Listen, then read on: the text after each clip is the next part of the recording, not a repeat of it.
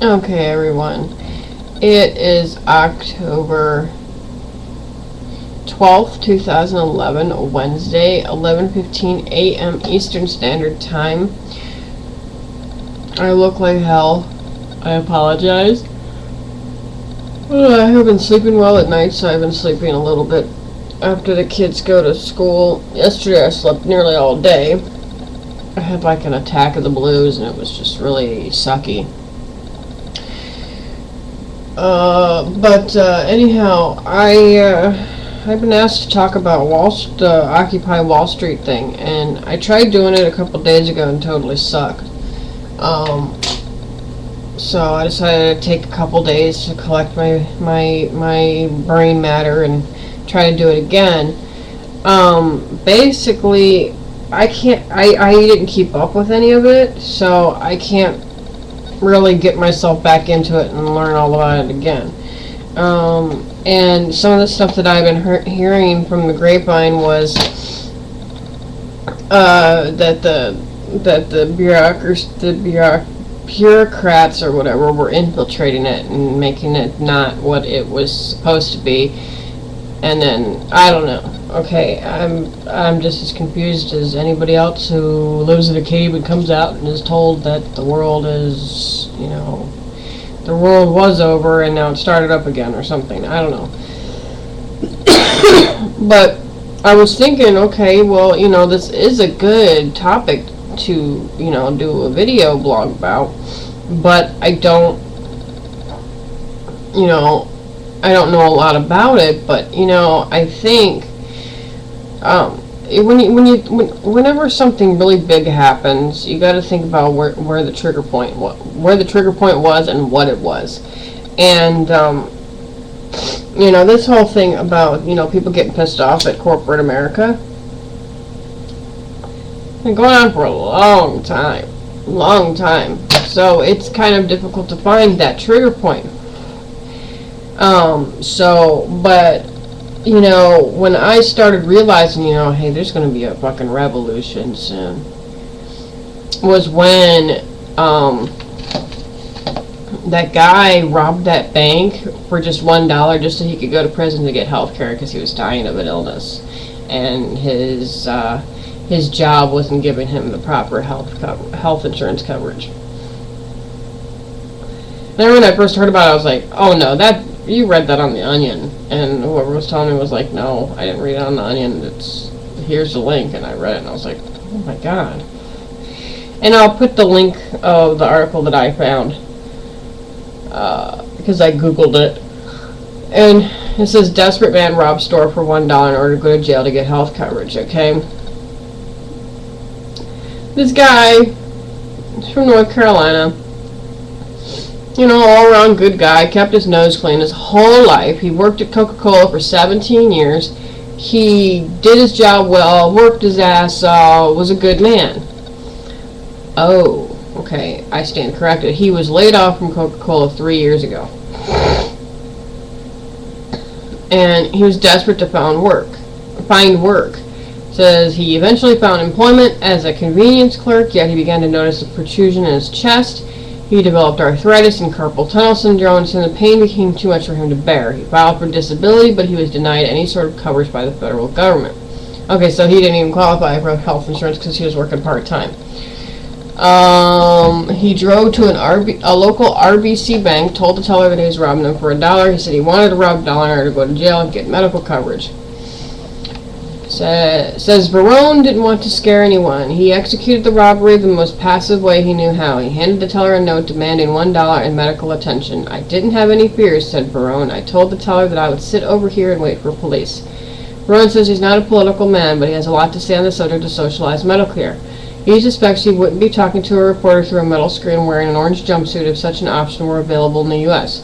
If you don't have your health, you don't have anything, said Verone. The man has high hopes with his recent incarceration. He has seen several nurses and has an appointment with a doctor Friday. The ideal scenario would include back and foot surgery and a diagnosis and treatment of the protrusion on his chest, he said.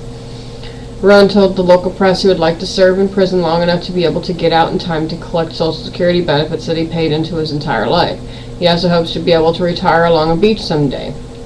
Barone says he doesn't regret landing behind bars and that he had no choice. Between continuing a life in pain and choosing prison, he is happy with his decision. If I had not exercised all the alternatives, I would be sitting here saying, man, I feel bad about it, he said. I picked jail.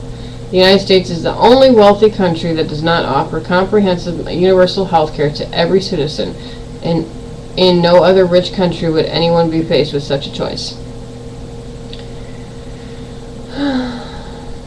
It's just, when I heard about it and I finally, and I was finally convinced that it was a true story,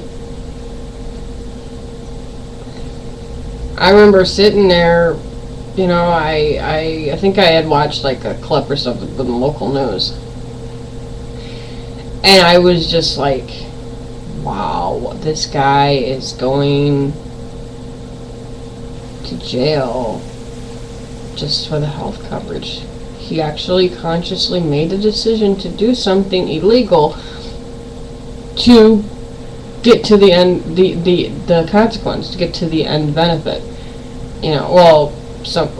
Usually it's not a benefit to go to jail. For him, it was, so that way he could get medical treatment. And I remember sitting there going, "This is the beginning of the revolution. This has to be." And then that whole news got kind of swept under, and then the whole Obamacare came out, and the Obamacare came to my state or whatever, and I'm on Medicaid. My health isn't too great,